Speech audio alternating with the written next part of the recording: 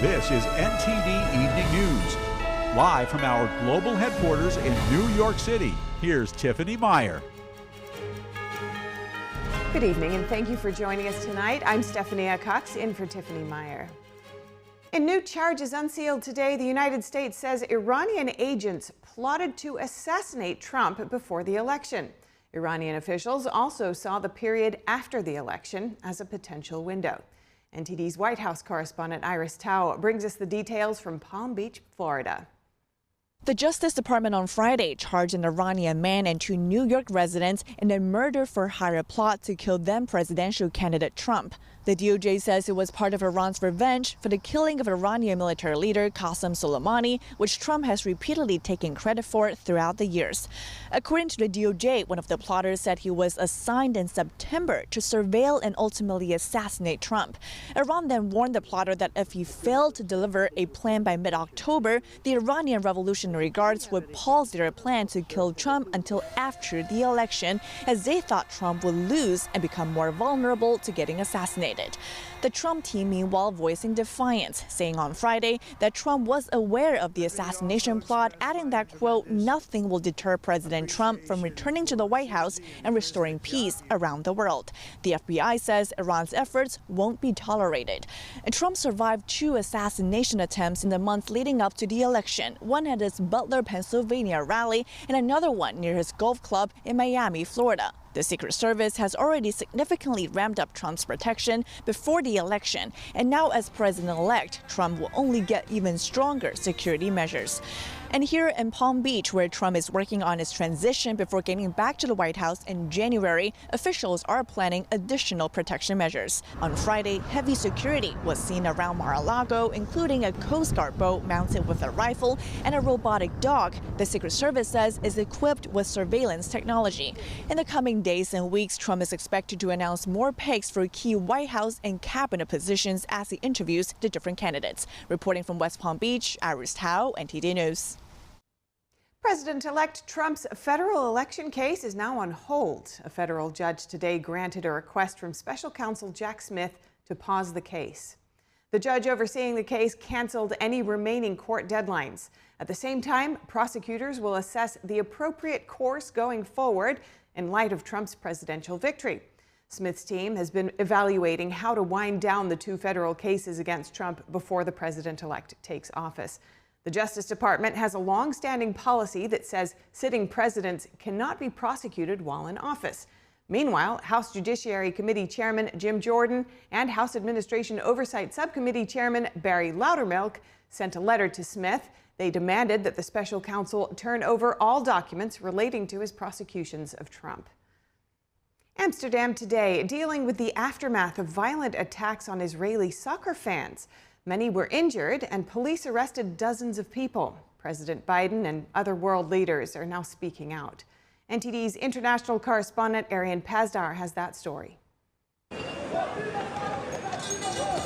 Chaos after a soccer game in Amsterdam on Thursday. Anti-Semitic attacks caused 5 people to be hospitalized and 62 arrested. That's according to local Dutch police. Police say rioters attacked supporters who traveled from Israel to the Netherlands to support Tel Aviv playing against Amsterdam. Witnesses describe what they saw as chaos erupted. They came really late. They came too late. They came when a lot of people were already hurted, injured. Some of them probably go to the hospital. We have nothing to do with the war. We come to support Maccabi Tel Aviv. A day later, on Friday, some Israelis living in Amsterdam took to the streets to protest the violence. I just woke up today in 1938, and I felt the urge to come here with my flag to show my people that they are not transparent. Travelers heading from Tel Aviv's airport to Amsterdam on Friday say they won't change their plans because of the attacks. I live my life my way. They should be ashamed. They should change their lives. They should be imprisoned. So, doesn't mean my life changed. Will I be cautious? Will I be careful? Of course. Everyone should be cautious in this day and age. Now, reactions to the attacks are coming in not just from the people of Israel. Officials from both the Netherlands and Israel are now condemning the violence, classifying it as anti-Semitic hate. Israeli Prime Minister Benjamin Netanyahu on Friday, comparing the attacks to the 1938 Kristallnacht, when Germans violently attacked Jews and their properties. Tomorrow, 86 years ago, was Kristallnacht, when Jews on European soil were attacked for being Jews. This has now recurred. This is what happened. There is only one difference. The state of the Jews has arisen. We need to deal with it. The Prime Minister of the Netherlands also commenting on Friday. Let's say that I'm ashamed that this happened in the Netherlands, and it's a terrible anti-Semitic attack, and we will not tolerate, and we will prosecute the perpetrators. President Biden says the anti-Semitic attacks on Israeli soccer fans in Amsterdam are despicable and echo dark moments in history when Jews were persecuted. He added that he's in touch with Israeli and Dutch officials to make sure the attackers will be held accountable. Arian Pastar, NTD News. Voters in California did not swing left this election in those key districts captured by Republicans in the 2022 midterms. House Republicans are now poised to keep their majority. NTD's Washington correspondent Luis Martinez is here to give us an update on the balance of power in the House. That's right. House Republicans are poised to keep control of the House of Representatives. As of right now, they are 7 seats away from that 218 majority. Republicans right now have secured 211 seats. Let's look at those races that have yet to be called that might give Republicans the majority or help help Democrats flip the House. Most of these races that have not yet been called are in the state of California. Those were the 5 races Democrats needed to flip back into Democratic control after they lost them back in the 2022 midterm election. So if we go to California's 13th district, it has not yet been called. 58% of the votes counted, and the Republican John Duarte is ahead. If we go to California's 22nd district, again, it's the Republican David Valadao ahead of the Democratic contender. 58% of the votes counted, but more than 10 points of a difference. If we go down South California, we have right here in California's 27th district, Mike Garcia leading in the exit poll. 73% of the votes counted. That's 3. If we go to 4 right here, California's 31st district is Ken Calvert leading the race. And right here in Young Kim's district right here, there we go, Young Kim, California's 40th district. So that's already 5 races in the state of California. We can even look closer at 2 others that haven't been called, the 47th and 45th district in California. That adds up to 7 races that right now Republicans are leading in the state of California. If they capture all those 7 seats, that's it. That's 218. That's the majority. They're still waiting on a couple of races in the state of Washington that we haven't gotten the results. One of them is going for Democrats. Marie Glueson-Paris seems to be beating with 87% of the votes Joe Kent. But then in Washington's 4th district, we only have Republican candidates. And let's remember, the state of Washington has a jungle primary. So it doesn't matter what party you're in. It's the 4 top candidates during the primary season that get to the ballot box on November 5th. In this case, Washington's 4th district, it was 2 Republicans. So as we've just reviewed, Republicans are well on their way to keeping their majority. As of right now, it looks like it will be a slim majority of 2 or 3 seats. If we want to go to the Senate, what the Senate balance of power looks like, we do need to emphasize that we still do not have results from the state of Nevada and the state of Arizona. Right here in Nevada, we're waiting for results from Clark County. We have Jackie Rosen, Democratic incumbent, leading over Sam Brown, but there's still 4% of the votes in and only 17,000 votes difference in between both candidates. And in the state of Arizona, we also have 77% of the votes in, and Democratic Congressman Ruben Gallego is leading the race ahead of Kari Lake, but the margins are very small, less than 1 percentage point. So that will be a very tight race to be called, and we're waiting for it. As of now, Republicans have control of the Senate, have recaptured the White House with former President Donald Trump winning the presidency, and are poised to keeping control of the House of Representatives, total control in Washington, D.C. Back to you. Thank you, Luis. Now that Republicans have won the Senate and are just seats away from potentially taking the House, what would a new Republican Congress look like? NTD's Melina Weisskopf has more on the Republican policy agenda. Just 25 House races have yet to be called, mostly on the West Coast, and Republicans are getting very close to securing 218. And if they are successful there, they already have an agenda to get started on. Speaker Mike Johnson previously laid out 5 priorities that they'd like to address once they take the gavel. At the top of that list is invigorating the economy, and he noted that confronting China is a key element to doing so. Bipartisan work will continue as we take on Chinese companies that use forced labor and dodge tariffs through the de minimis exception. Congress also continues to have productive conversations about the best way to prevent American funds from flowing into firms that support the Chinese military. More and more people now understand that we support the Chinese economy at our own peril. The speaker committed to supporting tax cuts that will likely be pushed by President-elect Trump, as well as revamping U.S. oil and gas production. Another 2 priorities are to open up opportunities for school choice and slash the size of the federal government. And root out a long list of non-essential jobs throughout the federal bureaucracy. Our government is going to be a responsible government with a reduced scope and reduced spending. Now, Speaker Mike Johnson does need to go through a re-election bid to remain the House Speaker. That race is shaping up for mid-December. Otherwise, the most challenging part for Republicans now in Congress will be to surpass the 60-vote threshold in the Senate in order to pass key pieces of legislation. With just 53 Republicans now, that means that most of these bills will need to be bipartisan in order to get enough Democrats on board to vote for them. As of right now, while Republicans have secured the Senate, they're just a few seats away from also securing the House. Reporting from Washington, D.C., Melina Weiskup, NTD News. What do voters think about the possibility of Republicans controlling both chambers of Congress? NTD's Sam Wang was out on the National Mall in D.C. to hear from voters on that and the presidential election. What's your reaction to the election result, first of all? I'm real happy and excited for it. It was something that we needed. I'm surprised. I mean, everyone probably thought it was going to be Harris, but then, bam, Trump! I said I'm just upset Joe Exotic didn't get elected. Actually, I voted for Trump. I can't vote for somebody that believes in abortion. So I got 3 kids. Hopefully the new administration will try to do what's right for everybody. Be the president for all of America. That's what I'm looking for. So, and hopefully, as citizens, we can hold that administration accountable for that. I think it's great. I think it's great that Trump won. I actually worked the polls in New Jersey, which is a very blue state, and there was a lot of first-time voters, and a lot of them just bullet voted for president. It is 180 degrees of everything I believe in. What do you think about the prospect of having Republicans taking control of the Senate and potentially the House, too?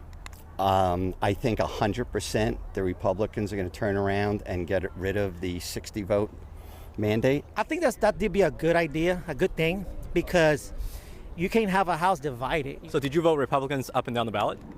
Yes. It was weird because I was a Democrat. I voted blue for a long time. I think it should be like a mix of both parties, so that there's not full control of one party. I mean, there's a check and balance system. There's still a filibuster. There's still all sorts of ways that you can divert that. I just want unity. I just want both of them to get along. I want peace. I just hope that they would take in consideration and realize that they represent everybody. If you're just going to only pass policies that are geared towards the people that put you in office, then, you know, we're going to be in the same place in another 2 years and 4 years. The best way to move forward is to just hold everyone accountable. If you have something that you want to get passed, contact your congressman, contact your senator. I think it'll be okay. Yeah, I think it'll be okay. We'll see how it shakes out. If it doesn't work out, then 4 years from now, they'll, re-elect and change it. The mountain fire in California has now spread to over 20,000 acres, destroying numerous homes and forcing many to evacuate. Fueled by strong wind gusts, the blaze has exploded in size after it was first reported Wednesday. NTD's Christina Corona brings us the latest on that. As of Friday, the mountain fire in Ventura County, California has burned over 20,500 acres and is 7% contained. According to the Ventura County Fire Department, the blaze ignited early Wednesday, driven by 60 miles per hour winds, and has destroyed over 130 structures and damaged 88 more in the Moore Park and Camarillo areas. These numbers are expected to rise as inspection crews assess the damage on Friday. The process is to go through and identify all the houses and all the conditions that they may be in, that it could be undamaged, damaged, or destroyed. This is a slow process because we have to make sure that the properties are safe. That means the gas lines and the electrical and all their hazards have to be secured before the teams enter onto the properties. Evacuation orders remain in place for more than 10,000 residents. The fire department says there are currently over 2,400 personnel on scene, including 378 engines, 20 water tenders, 34 hand crews, 17 bulldozers, and 14 helicopters. After visiting communities impacted by the blaze, Governor Gavin Newsom proclaimed a state of emergency Thursday. Ventura County Fire Chief Dustin Gardner expressed deep empathy and a strong commitment to supporting the community affected by the fire. To our community members that have been impacted by this fire, our hearts do go out to you. You are our families, you are our communities, our firefighters, our first responders, myself, we live in these communities, and we do take this serious, and our hearts do go out to you, and we will do everything we can to get you back in as soon as we can and to get you assistance when you get back in. Sheriff's officials reported a total of 10 injuries from the fire, with most cases involving smoke inhalation. The cause of the fire, which started near Balcom Canyon and Bradley Road north of the 118 freeway, remains under investigation. Anyone with information on the fire is urged to contact the Mountain Fire Information Hotline. Christina Corona, NTD News. On the West Coast, the mayor of San Francisco has conceded in her re-election bid. The mayor-elect is an heir to the Levi's fortune. NTD's David Lamb reports. In the San Francisco mayoral race, the latest results from Thursday afternoon show challenger Daniel Lurie with more than 119,000 votes.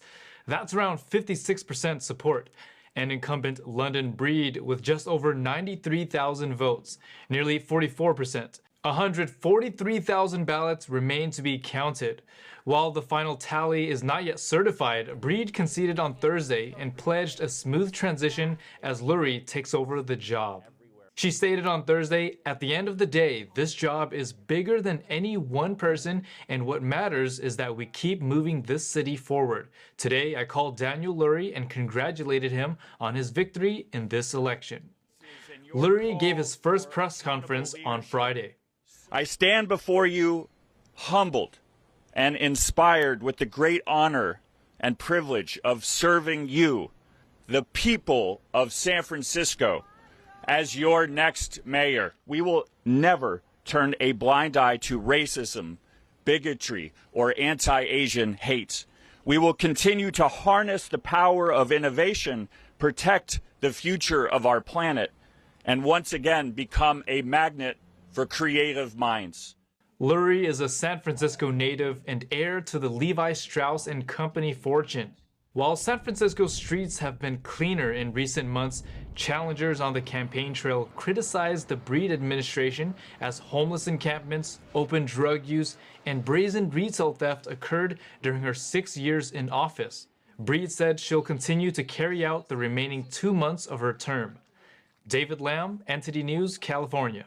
Back to you. The past year's coverage of the 2024 election suggests that traditional media may be losing some of its influence. Podcasts and independent content creators have been surging in popularity. Here's that story. I want to thank the Nelk Boys, Aiden Ross, Theo Vaughn, Bussin' with the Boys, and last but not least, the mighty and powerful Joe Rogan. At President-elect Trump's victory celebration, UFC CEO Dana White gave a shout-out to numerous podcasters who had spoken with Trump before the election. Bussin' with the Boys' Trump interview on YouTube got over 440,000 views. Aiden Ross's interview got 2.7 million views. Theo Vaughn's 14 million. And Joe Rogan's over 65 million across YouTube and other platforms. How crazy is that? Meanwhile, Fox News had around 2.7 million primetime viewers in October. MSNBC had 1.3 million, and CNN 792,000. There's a lot more options. You know, we're busy, and maybe you're spending more time in your car, running your kids around, and now you're able to listen to your favorite podcast host whenever you want. Media expert Greg Linnelli says the legacy media has failed to adjust. The median age of Fox viewers is 69, for MSNBC 70, and for CNN 68. Younger audiences are going to other platforms, such as YouTube. I expect to see greater investment in audio and podcast buying, in digital out-of-home buying, in other channels that ought to be included in media plans at an increased allocation. Media expert Molly Hoops expects the trend to continue. People still watch TV during crucial live events like election results. Fox News, MSNBC, and CNN had around 21 million viewers on election night. But the traditional dispensers of political information appear to be losing their clout everywhere else. Joining us now to discuss what's next in Trump's multiple legal cases is John Malcolm. He's vice president of the Heritage Foundation's Institute for Constitutional Government and the director of the Meese Center for Legal and Judicial Studies. John, good to see you. First up, your reaction to Judge Chutkan's decision. Well, it's not surprising. Both of the federal cases and likely the state cases are going to go away. First of all, Donald Trump has said that once he becomes president, that he's going to fire Jack Smith within 2 seconds. That's a quote. But I don't think it's going to come to that. The Department of Justice policy under both Republican and Democratic administrations is that a sitting president cannot be charged with a crime. That has to do with the supremacy clause and separation of powers. It is impossible for a president to fulfill his obligations that come along with the office while he is sitting in a courthouse defending himself in a criminal case. Jack Smith, as a special counsel, is bound by that policy, and he will have to abide by it.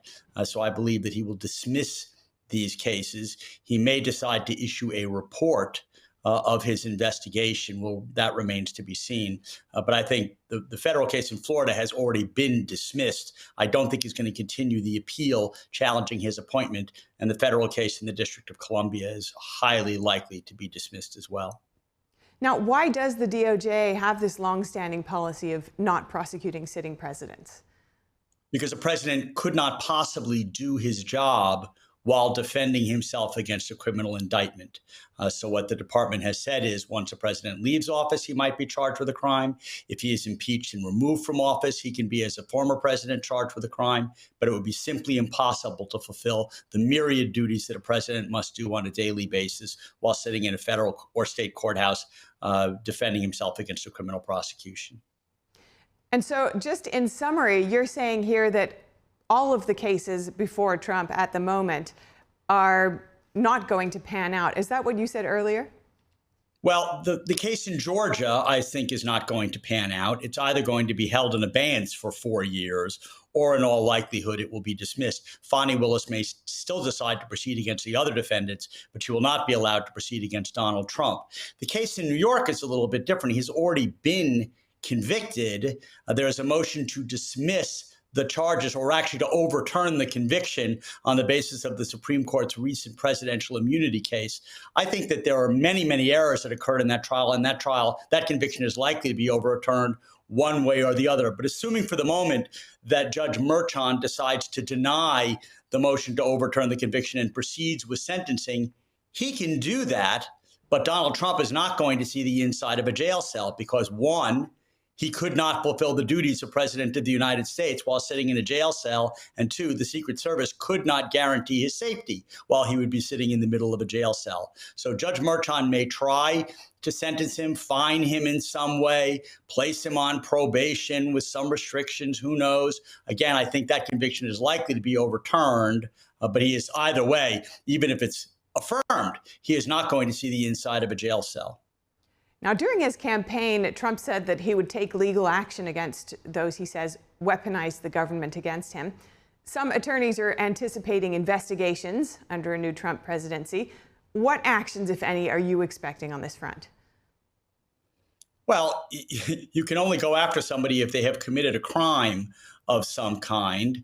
I haven't seen the evidence. I don't know what the allegations are. I don't see any crimes here. I certainly think that these were, overly zealous prosecutions that in fact came back to hurt the Democrats. I think they were thinking they would prosecute Donald Trump and he would be perceived as this horrible person who would destroy his chances of becoming president. Instead, the people came to believe that he was a victim of a weaponized justice system. And I think it garnered a lot of sympathy for him. So it had the exact opposite effect from what Donald Trump's political enemies were hoping would happen. What the Justice Department is going to do in terms of investigating people, I don't know. But of course, the Justice Department isn't charged with exacting revenge. They are charged with investigating potential criminal actions and bringing cases if the facts and the law warrant it. And back to the cases that Trump's currently facing, what are you expecting next in terms of what to watch for in these cases? Well, the case down in Georgia, there is now on the Court of Appeals is considering an argument about whether to disqualify Fani Willis and her office from continuing with this prosecution because of her misconduct with Nathan Wade, among other things. But either way, she will not be allowed to proceed against Donald Trump. The cases in the District of Columbia, I think, Jack Smith is going to have to file a motion to dismiss, which I believe that Judge Chutkan will grant. He will probably dismiss the appeal in the federal case in Florida. And Judge Merchan is now going to decide whether the conviction should be overturned based on the Supreme Court's precedent. He's going to make that ruling within a couple of weeks. And then he has set a sentencing date, but that will only go forward if, in fact, he denies the motion to overturn the conviction. John Malcolm, great to speak with you. Thank you for joining us. My pleasure. Good to be with you. Next, how is Trump going to handle the war in Ukraine? He previously said he'd end it quickly once he returns to office, but not all European leaders have the same expectations for Trump. NTD's international correspondent Arian Pazdar has the story. I expect the United States to continue to support Ukraine. Former NATO chief Jens Stoltenberg is among many European leaders calling on President-elect Trump to keep aiding Ukraine. If we allow President Putin to win, it will demonstrate weakness from the West, from the United States, from NATO. He added that allowing Russia to continue fighting in Ukraine would also send a signal to China, possibly encouraging the regime to start a conflict as well. Not just Stoltenberg, various European leaders are calling on Trump to keep supporting Ukraine with military aid. I passed the message yesterday to Donald Trump that we would like to cooperate with him in all fields, including on Ukraine. We have to strengthen Ukraine, we have to support Ukraine. We will continue to work well with the future American president, and the question of how peace can be achieved has been the subject of our discussions. Former President Trump previously said he would end the conflict immediately once returning to office. Russia says it's open for peace talks, but it demands that occupied regions in Ukraine become part of Russia. Putin has repeatedly stated that he was open to the dialogue with all interested sides. Western allies say handing over occupied regions means Ukraine would surrender to Moscow, which is why they want to keep aiding Ukraine. But some European leaders do want Trump to enter a deal and bring an end to the conflict. The situation on the front is obvious. There has been military defeat. The Americans are going to pull out of this war. They're not going to encourage the war. We expect my dear friend Trump to abandon the wrong policies of the old administration in his second term as president. We believe from the heart that Mr. President will put his shoulder to the wheel regarding ending wars. Ukrainian President Volodymyr Zelensky congratulated Trump after his victory. It's not clear if the two talked about the conflict already. Arian Pazdar, NTD News. And a British lord calls on the UK government to stand strong against China, especially when it comes to a crime against humanity: the Chinese regime's forced organ harvesting of prisoners of conscience. NTD's international correspondent Malcolm Hudson has more from us from London.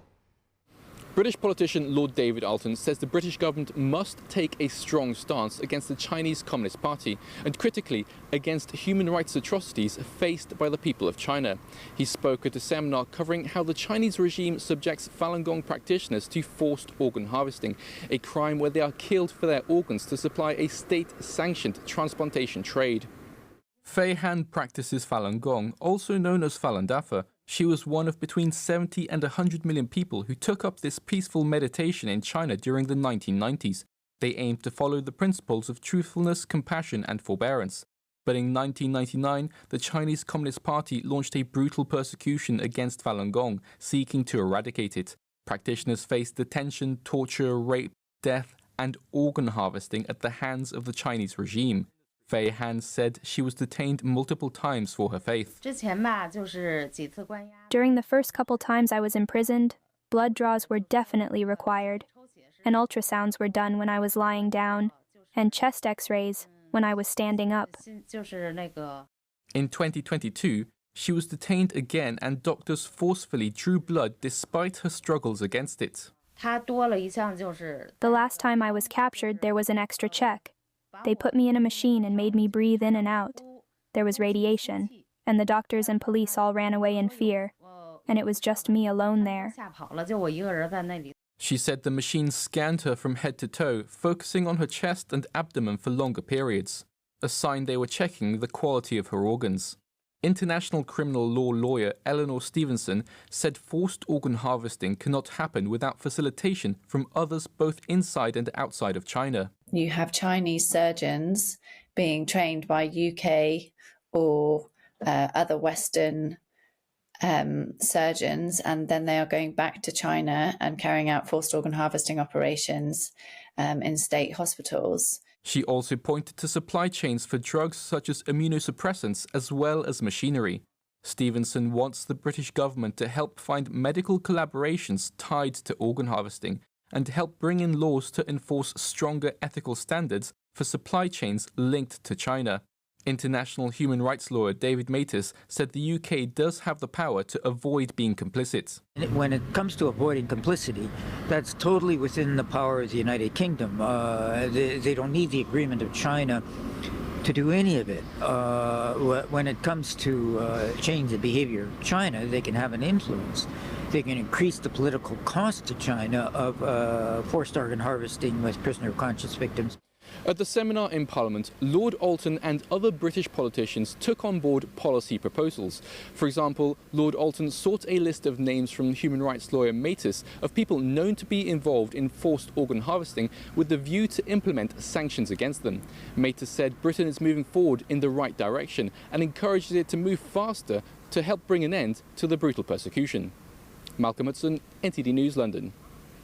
And now for your sports news, we're joined by NTD's Dave Martin. Dave, a lot going on in sports at the moment, but I want to talk about college football. Sounds good. Some interesting playoffs, and for the matchups in those playoffs coming up this weekend. Tell me about that. Yeah, I'm mainly looking at three matchups here. Georgia, Ole Miss, Michigan, Indiana, and LSU, Alabama. Now, Ole Miss, they were a top 5 team heading into this season. They've got 2 very close losses. That's about as many as you're going to expect for them to still make the playoffs. But they have to win at home against Georgia on Saturday for that to happen. Naturally, that won't be easy. The Bulldogs are 7-1 despite having probably the toughest schedule in the country there. They are slight favorites, but if they do lose, the SEC is down to just 2 one-loss teams. That's Texas and Tennessee. And of course, there's no undefeated teams left in that conference. Probably the toughest conference. Now, Michigan, Indiana, the Wolverines are the defending champions. But they're just 5-4. Indiana, meanwhile, undefeated, but they don't have a signature win yet. I think it would go a long way if they got a decisive victory tomorrow. Finally, LSU, Alabama. 2 more great SEC teams. Both of those teams, though, have 2 losses. I think this is like an elimination game for the playoffs. As I just said, I really think the committee is going to be very hard-pressed to include a 3-loss team in the playoffs, yet both these teams are very good. So this is going to be a very good matchup on Saturday night. A lot to watch for, but I want to look at hockey news now, and I'm going to ask you to give us the full lowdown because I don't even know where to start. Sure. Alex Ovechkin and the Washington Capitals, they played against Pittsburgh tonight. Now, Ovechkin, he has scored a goal in 5 straight games. He's now, 11th in the league in scoring. This guy is 39 years old. Now, he was held without a goal last year in the 4-game playoffs. And we kind of thought, well, maybe this is kind of the beginning of the end, because he's at that age 39, where you're expecting a drop-off. but he hasn't. Meanwhile, as I said, he's very close to Wayne Gretzky's all-time great record. He's 33 goals away. That's closer than anyone's been since Gretzky passed Gordie Howe years and years ago. So the big question is, does he do it? I think the way he's going, he's on pace to do it probably sometime this spring. And this is going to be one of those incredible accomplishments, because when the Great One got his like 802nd goal like 30-something years ago, nobody thought anyone would pass that record. But it looks like Alex Ovechkin is well on his way. Okay, now to baseball, because we do have a rising star, it looks like, in that game. And Shohei Ohtani, is he, in competition there with this new guy? Juan Soto, I don't know if he's going to get as much money as Shohei Ohtani got last year. Ohtani set the bar that is never probably going to be equaled, for at least for a while. $700 million contract. I don't know about if Soto gets $700 million. I think he does stay in New York with either the Yankees or Mets, though. The Yankees, the fact that he played with the Yankees this past year probably gives them a bit of a leg up on the competition. They're also the most storied franchise in the game, and he had a great year with them. They definitely want him back. I mean, he helped lead them to the World Series. So there's definitely interest there. But Soto's agent, Scott Boras, he's notorious for getting the biggest contracts for his players wherever that may be. The Mets, meanwhile, they probably have the biggest checkbook. You've got hedge fund billionaire Steve Cohen owns the team. It seems like it could be one of those teams doing it. Now at 26, also Soto is much younger than most players are when they hit free agency. I mean, he was 19 he was a rookie at 19. That was an incredible accomplishment 7 years ago. So it's rare that you get an MVP type player in their mid-20s hitting free agency. That's going to help his value, but nobody has the same value that Shohei Ohtani has as a pitcher and a hitter. So those are my feelings on it. Nice, the full 360. We'll get your update of the weekend events next week. For sure. Thanks, Dave. Thank you. All right, and Christmas is in the air on Paris's grand boulevards. Stores revealed their animated window displays yesterday, a puppet show for passers-by to enjoy. NTD's international correspondent David Vives reports from Paris. This is one of the first signs that Christmas is near. Paris's big stores revealing their brand new decorations on the Grand Boulevards. French cinema icon Juliette Binoche unveiled the Christmas window displays at Paris's Printemps Haussmann on Thursday, marking the official start of the city's holiday festivities. Each year, these enchanting displays draw crowds to the iconic department store, a moment awaited by Parisians who gather around the windows. Il faut garder son âme d'enfant. You've got to keep your childlike soul. Unfortunately, with all the ups and downs of life, debts, vacation, work, people have to work hard. So it's a good thing to lighten the burden. Christmas magic, fortunately, we can get a bit of it here. This season's theme features marionettes and trend-inspired scenes, with figures seated in compartments enjoying whimsical landscapes. Julie Ducat and her team designed the 130 marionettes, a long effort that paid off with smiles from passers-by. We have 4 months of full production and 3.5 weeks of installation. So we have been at it for 3.5 weeks now, opening tonight. It seems to be well attended, so we're delighted. We have 4 months of full production and 3.5 weeks of installation. We remember our travels at camp, so this theme is a bit comforting. I hope people can identify with them. Reflecting on the spirit of the holidays, Binoche shared a personal Christmas memory of the simple joys of family gatherings. I remember one Christmas in particular. My parents had very little money. We lived in a small apartment in the Paris suburbs, and my mother gave me socks, and it was very simple. But I think I came away with a feeling of happiness, real happiness, and feeling fulfilled. Printemps Christmas displays are visible on the bustling Boulevard Haussmann, a Paris district flooded with shoppers during the holiday season. David Vives, NTD News, Paris. And that's all for today's news. For round-the-clock original coverage, visit us at ntd.com or download our NTD app. Thanks for tuning in. I'm Stephanie Cox. Tiffany will be back next week. Good night.